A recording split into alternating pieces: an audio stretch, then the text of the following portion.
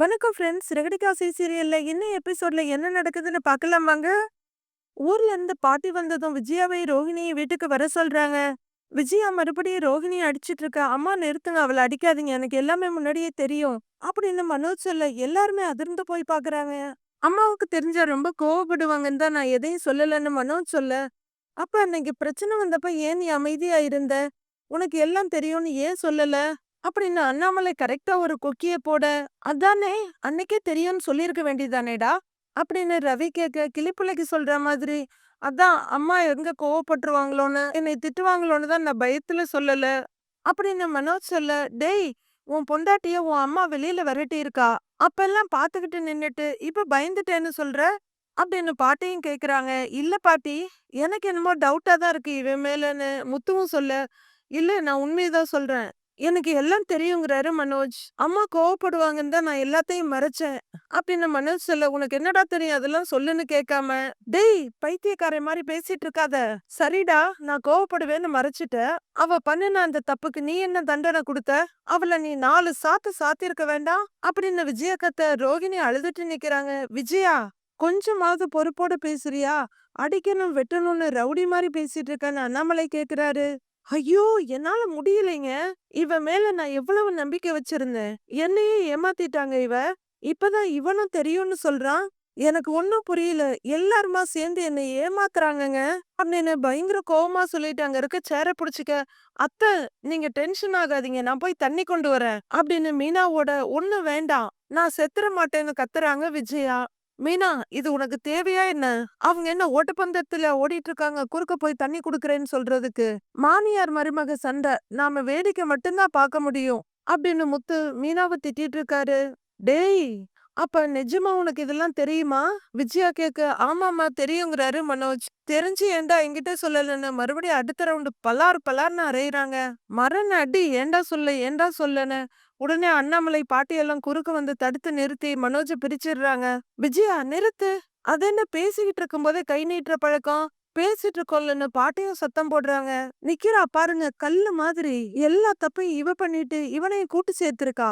இவ வந்ததுக்கு அப்புறம் தான் என் புள்ளையும் இப்படி ஆயிட்டான் அப்படின்னு விஜயா தாங்க முடியாம கத்திட்டு இருக்க. விஜயா, கத்திக்கிட்டு இருக்காத, அம்மா நீ பேசுமா அப்படின்னு அண்ணாமலை சொல்ல, நாம பேச வேண்டியது நாம யாரும் இல்ல, இதோ இந்த ரோகிணி தான் அப்படிங்கிற பாட்டி ரோகிணி கிட்ட வந்து, ஏண்டிமா, ஒரு குடும்பத்துல பிறந்த பொண்ணை விட அந்த குடும்பத்துல வாழ வந்த பொண்ணுக்கு தான் பொறுப்பும் கடமையும் அதிகம்.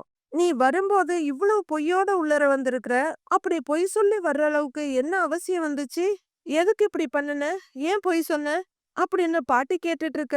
என்ன அத்த, அவகிட்ட போய் பவ்யமா பேசிட்டு இருக்கீங்க, நீங்களும் 4 போடு போடுங்க அப்படின்னு விஜயா கத்த, உன்னதான் 4 போடணும், கேட்டுட்டு இருக்காங்கல்லன்னு அண்ணாமலை கத்துறாரு. விஜயா, ஒரு பொம்பளைங்கிறவ நெருப்பு மாதிரி, அவ வீட்டுக்குள்ள இருக்க ஜோதியா தான் இருக்கணும், வீட்டை எரிக்கிற நெருப்பா இருக்க கூடாது.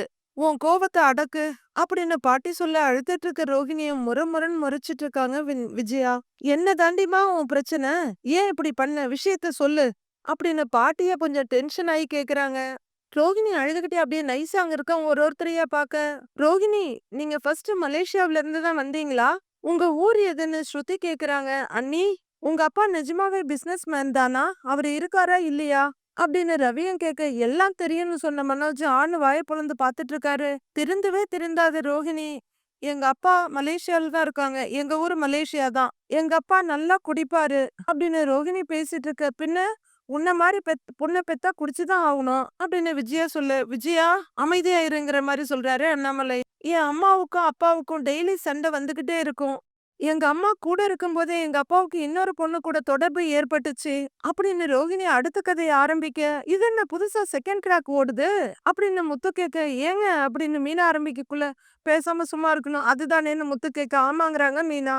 சரி சரி, நீ பேசி பாரலம்மா அப்படின்னு முத்து சொல்ல, கொஞ்சம் கொஞ்சமா எங்க அப்பா வீட்டுக்கு வர்றதை நிறுத்திட்டாரு, வீட்டுக்கு வர்றதே இல்ல, அந்த பொண்ணு கூடவே இருந்துட்டாரு, எங்க அம்மா போய் கேட்டதுக்கு அவங்களையும் அடிச்சு அனுப்பிட்டாரு, நான் அப்ப ரொம்ப சின்ன பொண்ணு, என்னால எதுவுமே செய்ய முடியல அப்படின்னு ரோகிணி இல்லாத அப்பாவுக்கு கெட்ட பேர் உருவாக்கிக்கிட்டு இருக்க.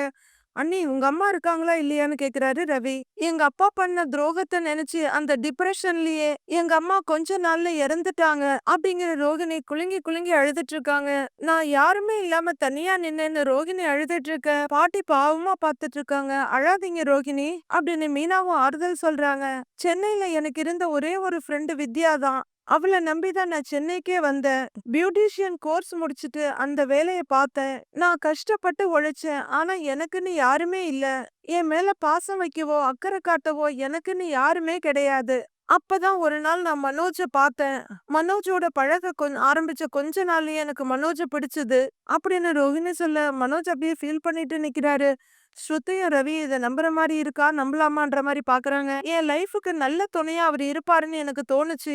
அவரை கல்யாணம் பண்ணிக்கணும்னு ஆசைப்பட்டேன். பார்வதி ஆண்டி வீட்டுக்கு மசாஜ் பண்ண வரும்போதுதான் ஆண்டிய பார்த்தேன். மனோஜ் இவங்களோட பையங்கிறது ஆண்டி கூட பழகும் போதுதான் எனக்கு தெரிஞ்சது.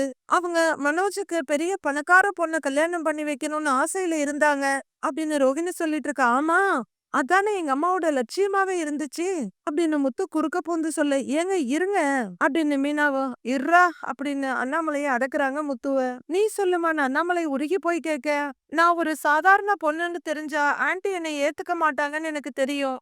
ஆனா எப்படியாவது மனோஜ் கூட வாழணும்னு எனக்கு ஆசை இருந்தது. அந்த அளவுக்கு நான் மனோஜ லவ் பண்ணேன். இப்பவும் லவ் பண்றேன் அப்படின்னு சொல்ற ரோகிணி மனோஜ பார்க்க அவரும் உருகி போய் பார்த்துட்டு இருக்காரு. மனோஜ கல்யாணம் பண்ணணுங்கிற காரணத்துக்காக தான் நான் மலேசியாவுல பெரிய பணக்கார வீட்டு பொண்ணுன்னு சொன்னேன். நான் பொறக்கும் போது பெரிய பணக்கார வீட்டுல தான் பொறந்தேன். ஆனா என் அப்பா தப்பானவரா இருந்ததுனால நான் ஒருத்தரும் இல்லாதவளாயிட்டேன். என் அம்மாவுக்கு துரோகம் பண்ண என் அப்பா கூட இருக்கணும்னு எனக்கு தோணவே இல்ல.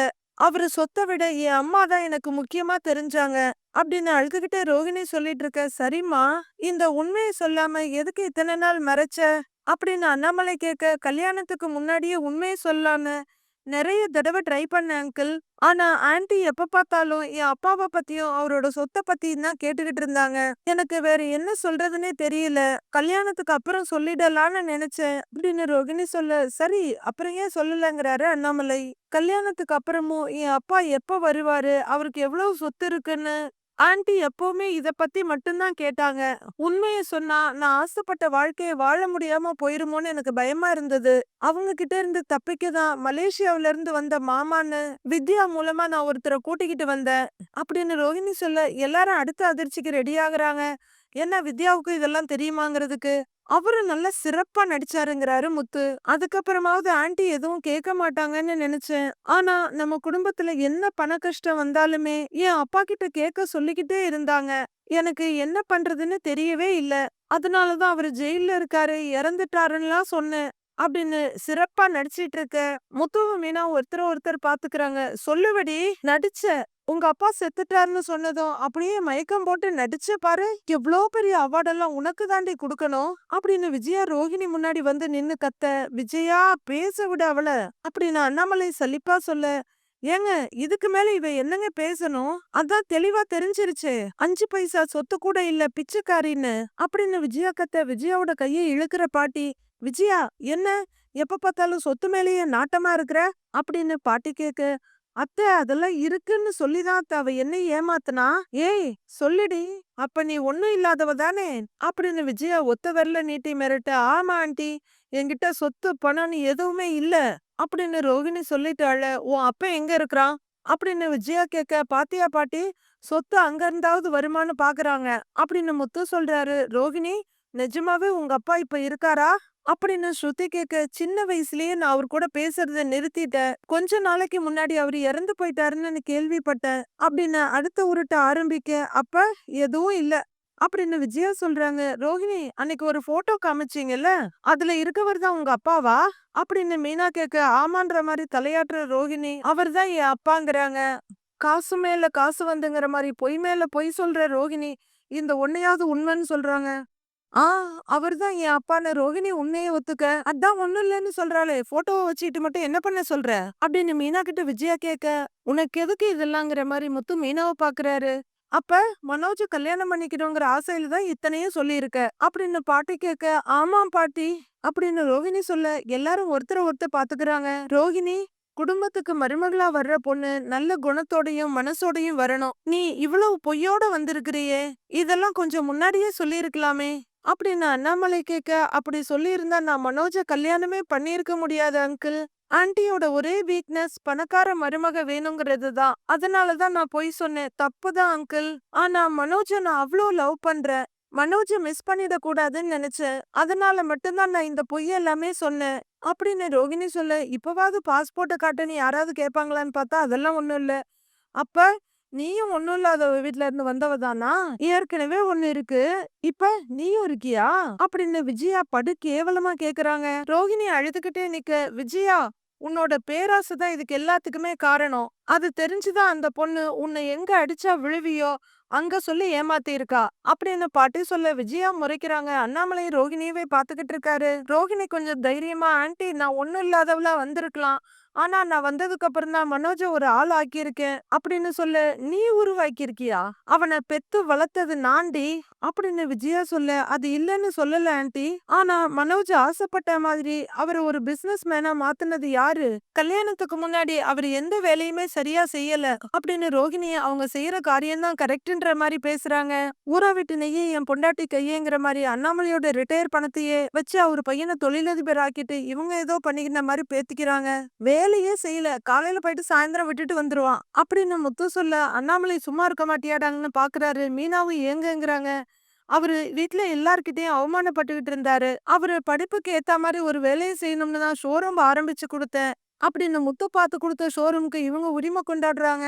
அதுவும் எங்க அப்பாவோட பணத்துலங்கிறாரு முத்து. டேய் இருடா அப்படின்னு ரவி சொல்ல, இருக்கலாம். ஆனா அதுக்கு முன்னாடி அவர் பட்ட கடன் எல்லாம் நான் அடைச்சேன் அப்படின்னு ரோகிணி சொல்ல, மனோஜ் கண்ணுல இருந்து லேசா துளிர்த்த கண்ணீரை தொடச்சுக்கிறாரு. அண்ணி எப்போ உங்க அப்பா கிட்ட இருந்து தான் பணம் வரும்னு சொல்லுவீங்க, அப்பாவே இல்லாதப்ப பணம் எப்படி வந்துச்சு அப்படின்னு ரவி கேட்க, நிதானமா நிமிந்து நான் என் பார்லரை வித்துட்டேன் அப்படின்ற அடுத்த வார்த்தையில எல்லாரையும் பயங்கர அதிர்ச்சிக்கு கொண்டு போறாங்க ரோகிணி. உடனே அண்ணியன் மாதிரி மாறி அழுதுகிட்டு இருக்காங்க. என்னது, பார்லரை வித்துட்டியா?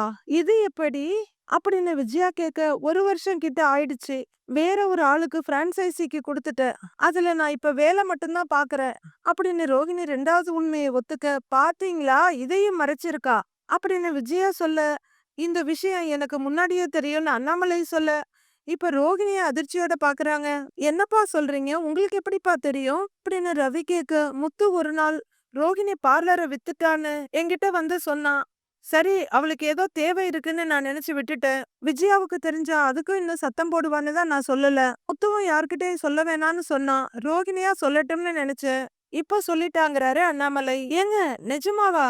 ஏங்க என்கிட்ட கூட சொல்லாம இருந்தீங்க அப்படின்னு மீனா முத்துக்கிட்ட கேட்க, அப்பா சொல்லக்கூடாதுன்னு சொல்லிட்டாரு. அவரு சொல்லிக்கு என்னைக்கு நான் பண்ணாம இருந்திருக்கேன், அதனாலதாங்கிற மாதிரி முத்து தலையாட்ட மீனா ஒரு பார்வை பார்த்து திரும்பிக்கிறாங்க. அப்போ நீங்களும் என்கிட்ட மறைச்சிருக்கீங்கல்ல அப்படின்னு அண்ணாமலை கிட்ட விஜயா கேட்க, ஏய் குடும்பத்துல பிரச்சனை வரக்கூடாதுன்னு தானே என் புள்ள மறைச்சிருக்கா. ரோகிணி பாத்தியா, உன் மாமியார் மாதிரி சொத்த பணம் முக்கியம்னு நினைக்கிறவன் இல்ல என் புள்ள. ஆனா நீ அவனையே ஏமாத்தி இருக்க அப்படின்னு பாட்டி சொல்ல, அப்ப சொத்தும் இல்ல பார்லரும் இல்ல. இப்ப மீனா கூட டெக்கரேஷன் அது இதுன்னு பண்றா. அப்ப நீ வெறும் சம்பளத்துக்காக தான் வேலை பார்த்துக்கிட்டு இருக்கேன்னு ரோகிணிகிட்ட கேட்டுட்டு இருக்க. அத்தை அப்படிலாம் யாரையும் எடை போட்டெல்லாம் பார்க்க வேண்டாம். அவங்க உழைச்சு தானே சாப்பிடுறாங்கன்னு வரிஞ்சு கட்டிட்டு வர்றாங்க மீனா. ஏய் நீ பேசாம இருடி. சொத்து இல்ல பார்லர் இல்ல, வெறும் மாச சம்பளக்காரி தான் அப்படின்னு விஜயா கத்த அவங்களே பார்த்துட்டு நிக்கிறாங்க ரோகிணி. விஜயா இரு. ரோகிணி நீ சொன்னதெல்லாம் சரி. ஆனா ஒரு பொய்ய மறைக்க எத்தனை பொய் சொல்லியிருக்க. இதுக்கு ஆரம்பத்திலேயே உண்மையை சொல்லியிருந்தா ஒரு நாள் திட்டு வாங்கியிருப்ப, அதோட சரியா இருக்கும். நீயும் பொய்ய சொல்லிட்டு பயந்து பயந்து வாழ்ந்திருக்க வேண்டாம். பொய்ங்கிறது கால்ல குத்துன முள்ளு மாதிரி, அத உடனே எடுத்து போட்டுடணும். அத மறைச்சு வச்சிருந்தா அது அப்படியே புண்ணாயி காலை எடுக்க வேண்டியது மாதிரி ஆயிடும் அப்படின்னு பாட்டி சொல்ல, ஏதோ இப்ப மட்டும் உண்மையை சொல்ற மாதிரி தப்புதான் பாட்டி அப்படிங்கிறாங்க ரோகிணி. இது வரைக்கும் நீ சொன்னதெல்லாம் இருக்கட்டும், இப்ப சொன்னதாவது உண்மையான சூப்பரான ஒரு கேள்வி கேக்குறாரு அண்ணாமலை. ரோகிணி அப்படியே திடுக்கிட்டு பாக்க எல்லாரும் அதுதானேங்கிற மாதிரி பாக்குறாங்க. கொஞ்சம் நிதானிக்கிற ரோகிணி, நான் சொன்னது உண்மைதான் அப்படின்னு கன்ஃபஸ் பண்ண, நாங்க தெரிஞ்சுக்க வேண்டியது இன்னும் ஏதாவது இருக்கா? இல்ல இன்னும் மறைப்பியா? அப்படின்னு அண்ணாமலை கேட்க எல்லாரோட பார்வையும் ரோஹிணி மேல தான் இருக்கு. திருந்தாத ரோஹிணி உறுதியா நின்னு, "இல்ல அங்கிள், எல்லா உண்மையும் சொல்லிட்டேங்கிறாங்க. சத்தியமா இதெல்லாம் தான் உண்மைன்னு கூசாம சத்தியம் பண்றாங்க." கொஞ்ச நேரம் அழற ரோஹிணி தன்னை திடப்படுத்திக்கிட்டு நிக்க, பாட்டி அண்ணாமலை கிட்ட கண்லயே ஏதோ ஜாட காட்டுறாங்க. விஜயா முறைச்சுக்கிட்டு நிக்க, முத்து இன்னும் சந்தேகமாவே பாத்துக்கிட்டு இருக்காரு. அம்மா, எதுக்கு பண்ணாங்கிற காரணம் தெரிஞ்சு போச்சு. இனி என்ன பண்ணலாங்கிற விஷயத்த நீங்க சொல்லுங்கன்னு அண்ணாமலை அம்மா கிட்ட கேக்குறாரு. இதுல அவள மட்டும் குறை சொல்ல முடியாது அண்ணாமலை.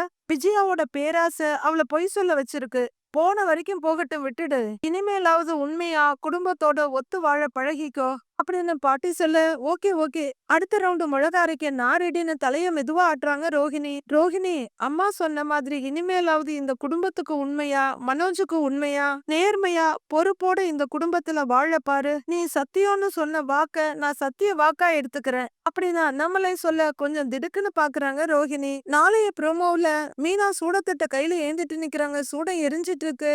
இனிமேலாவது இந்த குடும்பத்துக்கு ஏத்த மருமகளா உண்மையா வாழ்வேன்னு சத்தியம் பண்ணு அப்படின்னு பாட்டி கேட்க, இந்த குடும்பத்துக்கு உண்மையா இருந்து நல்ல மருமகளாவும் மனோஜுக்கு நல்ல மனைவியாவும் இருப்பேன், இது சத்தியம் அப்படின்னு சூடத்தை அணைச்சிட்டு நேரா அவங்க ரூம்குள்ள போற ரோஹிணி கதவு ஒரு கையில புடிச்சுக்கிட்டு முத்துவையும் மீனாவையும் முறைச்சிட்டு நிக்கிறாங்க. திடீர்னு அந்நியனா மாறி நிக்கிற ரோஹிணிய பார்த்து அதிர்த்து போய் நிக்கிறாங்க முத்துவும் மீனாவும்.